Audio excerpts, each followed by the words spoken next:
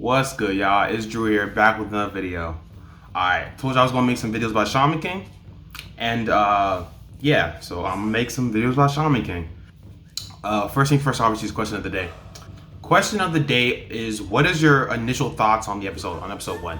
So whether you're a newcomer and you don't really know what's going on, let me know down below. Or you've seen the original Shaman King in the manga and you want to give your thoughts on the reboot, so just let me know down below. I've seen the manga, I think I told you, and I watched the anime, so I kind of know how those two things end.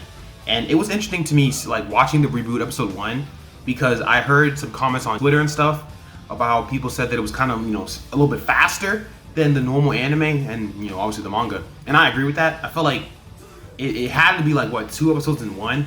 Because some things they weren't skipped, but some things were a little sped up. We start with his birth, right? Where we get him and his twin brother. Yoh's grandma basically asked his grandpa, or the elder of the Asakura clan at the moment, he asked him, like, what happens if you have twins? And he's like, alright, if we have twins, I'm gonna kill him. This is big bad, I'm gonna kill him. And obviously we know he wasn't able to kill him, right? He hesitated for a second, and Hao Asakura, pulled through. And I'm gonna try my best to, one, use the names that they use in the actual English, like, sub, because I don't want to throw people off, and also I'm gonna try not to spoil things, because I do know what's going to happen, but I just, just giving it an overall normal experience. But a red spirit saves Hao Asakura. Basically, Hao Asakura thanks his mom for birthing him. He's like, you strong. And Hao Asakura basically says that twin, the other one that's going to be born, I think he's probably a couple minutes or seconds after Hao. He basically says that he gonna need him eventually, that they're gonna have to become one at some point. So look forward to that. That's definitely gonna be a freaking plot line for sure. But they skip forward a little bit, a couple more seconds or minutes or whatever, however long it takes for Yoh to be born. We have Yoh's father. He's bandaged up because he got hit by the freaking red spirit thing, so that happened. And after that we get a flash forward, right, where we get to see Manta, who is, I always gonna remember him as Morty just because of the 4 kids, but his name is Manta. And he sees Yoh Asakura, he's chilling. Yoh Asakura's chilling in the little graveyard, he's doing what he's doing. Yoh Asakura tells him, hey, yo, come chill with me, come. And we find out obviously that he can see ghosts. So obviously the ghost component's gonna come really quickly. We find out a little bit later that Yoh is a transfer student into Manta's school because of some stuff with his family, some unforeseen circumstances. And obviously Manta tries to blow the cover because Yoh told him he was a shaman. He could see ghosts and stuff because Manta could see the ghosts. He tried to blow Yoh's cover, but Yoh told him ghosts not real. You're not gonna snitch on me.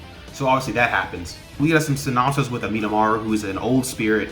As you know, all the ghosts in the show are dead, right? So amidamaru is an old samurai from 600 years ago, and the lore told about him is that he's this crazy strong samurai, and he was dropping people off. He was really, really nice, and obviously that's a little bit of foundation. But Ryo doesn't respect that, so he destroys the tombstone, which is amidamaru's tombstone. And Manta was there because he was trying to watch over Yoh. He was basically trying to bust Yoh's. He was trying to reveal to everyone that Yoh is a shaman. And Ryo and them caught him up. And Manta, you could tell he not about the hands. He's too small, so they dropped him off. Yoh pulls up, sees Manta was hurt, and drags Manta, says, all right, we're gonna get some revenge. He says that we're friends because you could see a spirit, and that's the reason I told you my secret. But I can't let all these random people know my secret. That's just no good. So they pull up to Ryo, and it's time to box. So for first time Shaman King watchers, this is kind of how the power system will be for a little bit, right? It looks like it, right? So what Yoh does is Yoh takes the spirit of amidamaru, right? And basically does something called spirit unity, where he basically takes the spirit of amidamaru and fights with the spirit. So now with spirit unity, all the memories, the skills, all the techniques, all that stuff that amidamaru has, all that, the mind basically is in Yoh's body.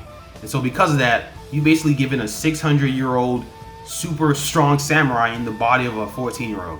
So Yoh obviously dropped off Ryo and cut his hair, gave him cut him off a little bit off the top. So afterwards, Yoh asked amidamaru if he could be his, be his comrade or fight with him. And Yoh says, obviously amidamaru says no, because we didn't get this part of the backstory before, but amidamaru and Mosuke, which was the swordsmith we met a little bit earlier, they were childhood friends and they knew each other since they were kids. And basically they started to work for this man, right? Amidamaru's goal is to be the world's strongest swordsman, or the best swordsman. And Mosuke's goal is to be the best swordsmith. So they kind of have to work hand in hand, right? So he makes this crazy super great blade called the harusame blade. And that's like, I think that's his best blade ever. And the guy gets the blade and he's like, okay, this blade is nice. This blade is so nice that I'm not gonna allow another blade to be made like that. So I'm gonna have him dead. And you know, amidamaru, you a samurai, you work for me, so I'm gonna be merciful. And I'm gonna be merciful in the sense that I'm gonna have you kill him. Obviously, Amidamaru and Mosuke, they best friends, so they're not gonna do that. So Amidamaru tells Mosuke the plan, or what the plan is supposed to be, and Mosuke's like, all right, bro, that's good. So what's gonna happen is, let me get Harusame, and you stay and hold them off, basically. So that's the plan. And as we all know, the plan don't really work that way, because Amidamaru did drop them all off. Like that battle is basically like set in stone as legend. Because everyone seems to know about it, right? Where he took down thousands of samurai, and that battle is in the history books.